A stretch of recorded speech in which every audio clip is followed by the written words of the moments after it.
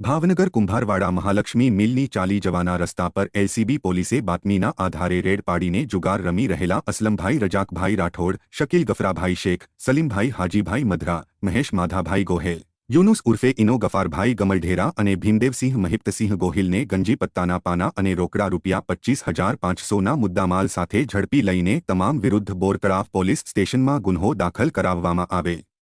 જો કે એવું પણ કહેવાતું હતું કે જુગારીઓ ઝડપાયા તેમાં એક મહિલા કોર્પોરેટરના પતિ પણ સામેલ છે।